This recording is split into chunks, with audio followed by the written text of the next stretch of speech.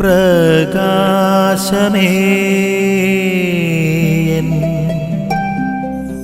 മിഴി തുറക്കുക വേഗം.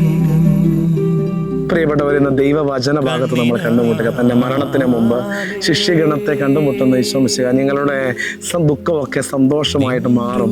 നിങ്ങൾ അല്പനേരം ദുഃഖിക്കുമെങ്കിലും പിന്നീട് സന്തോഷം, വലിയൊരു ഉദ്ധാനത്തിൻ്റെ പ്രത്യാശയുടെ ഒരു വലിയ ഓർമ്മപ്പെടുത്തൽ ശിഷ്യഗണത്തിന് നൽകുന്ന ഈശോ മിശിഹായാണ് കണ്ടുമുട്ടുക.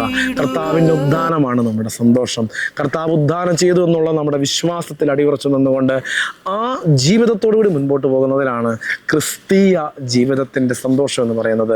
ഉദ്ധാനം ചെയ്ത ഈശോ മിശിഹ നമ്മളോടൊപ്പം എന്നും ഉണ്ടെന്നുള്ള ആ ഒരു സന്തോഷം, ദൈവം എപ്പോഴും നമ്മുടെ കൂടെ ഉണ്ടെന്നുള്ള ആ ഒരു തിരിച്ചറിവിലുള്ള സന്തോഷം, ആ ഒരു സന്തോഷത്തിൻ്റെ അനുഭവത്തിൽ ജീവിക്കുവാൻ, ആ സ്വർഗരാജ്യ അനുഭവത്തിൽ ജീവിക്കുവാനുള്ള കൃപയ്ക്ക് വേണ്ടി നമുക്ക് ആത്മാർത്ഥമായി പ്രാർത്ഥിക്കാം.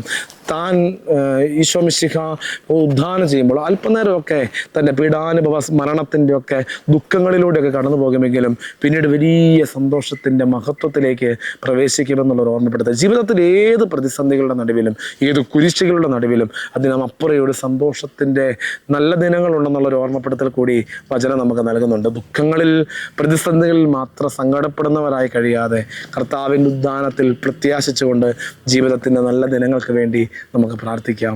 ആമേൻ. നിൻ വഴിയേ നടക്ക